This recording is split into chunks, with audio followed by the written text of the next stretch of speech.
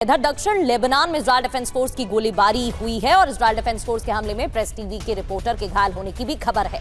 Reporter Hadi होटिया हुए हमले में घायल, ये खबर मिल रही है। दरअसल रिपोर्टर हादी हमले में घायल हो गए, जानकारी मिल रही है। रिपोर्टिंग के वक्त घायल होने का वीडियो भी सामने आया है, ये देखिए तस्वीरें। तो दक्षिण लेबनान में आईडीएफ की तरफ से लगातार गोलीबारी हो रही है और शांति समझौते के कई मुद्दों पर भी विवाद है। वहीं दक्षिण लेबनान से आईडीएफ नहीं हटेगी, ये इजरायल साफ कर चुका है। लेबनान में युद्ध विराम नहीं चाहता है इजरायल। अमेरिकी ऑफिसर्स ने भी कहा है इजरायल को अपनी रक्षा का अधिकार है और लेबनान से हटना एमओयू में शर्त नहीं। न्यूज एजेंसी रॉयटर्स के हवाले से ये एक और बड़ी खबर।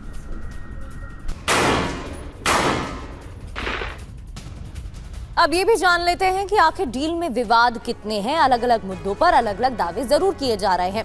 एमओयू में सहमति खतरे में है क्या, सवाल ये भी। अब एमओयू में सहमति किन किन मुद्दे पर है? लेबनान में युद्ध विराम, खतरा क्या है? इजरायल इसके खिलाफ है, लगातार इजरायल की तरफ से बयान आ रहे हैं। दक्षिण लेबनान से सेना हटेगी ये कहा जा रहा है, तो खतरा ये कि इजरायल डिफेंस फोर्स ने इस पर भी इनकार कर दिया है। तीसरा मुद्दा ये भी है कि ईरान ने कहा है जल्द फंड मिलेगा। खतरा ये है कि यूएस नकद रकम नहीं देगा, ये यूएस के अलग अलग नेताओं की तरफ से बयान आ चुके हैं।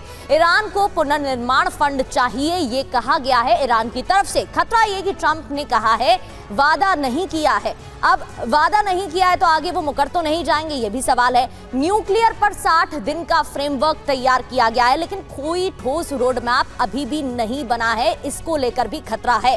प्रॉक्सी गुटों का जिक्र नहीं किया गया है, प्रॉक्सी पर इजरायल अड़ा हुआ है। इजरायल के जो मुद्दे हैं वो उस पर अभी भी अडिग है। स्ट्रेट ऑफ हॉर्मुज खुलेगा, इस पर सहमति जरूर बनी है, लेकिन अंतिम समझौता होना अभी भी बाकी बताया जा रहा है। रॉयटर्स के हवाले से एक एक जानकारी आपको दे रहे हैं। निनाद सर, अलग अलग दावे किए जा रहे हैं, अलग अलग वादे किए जा रहे हैं, लेकिन ये सच है कि कोई ठोस फ्रेमवर्क अभी तक तैयार नहीं हुआ है, जिसी को लेकर संशय बना हुआ है कि आगे जिनेवा में सहमति बन भी पाएगी या नहीं बन पाएगी। और अब तो डोनाल्ड ट्रंप की तरफ से यह भी दावा किया गया है कि डिजिटल सिग्नेचर भी किए जा सकते हैं। हालांकि ईरान की तरफ से इस पर कोई पुष्टि नहीं की गई है, कोई बयान नहीं दिया गया है और डोनाल्ड ट्रंप आज कुछ कहते हैं कल कुछ कहते हैं, तो कितना सही से माना जाए? देखिए, एक बात तो सच है कि दोनों अमेरिका और ईरान इस लड़ाई से गंभीर रूप से घायल या थक गए हैं। अमेरिका थक गया है, ईरान घायल है। दोनों साइड्स चाहती हैं कि ये लड़ाई इस वक्त के लिए थमे, पर क्या ये एक टेम्पररी थमना है या परमानेंट थमना है, ये तीन चीज़ों पर डिपेंड करेगा। पहली बात, क्या अमेरिका और इजराइल को किसी तरह की गारंटी दे सकते हैं ईरान को कि अब अटैक्स नहीं होंगे? अगर ईरान को ऐसा लगा कि हम साइन करें पीस डील या ना करें, हम पे अटैक्स होने ही हैं, तो ईरान अंतिम दम तक लड़ेगी। तो ये बड़ी क्रिटिकल ट्रस्ट फैक्टर है जो अमेरिका और इजराइल को एस्टैब्लिश करना है।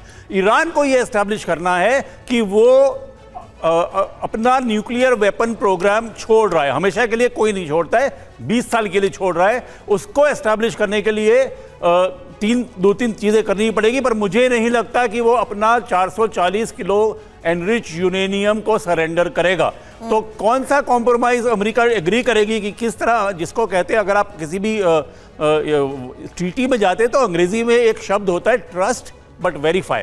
आप भरोसा करो पर आप चेकिंग भी करो।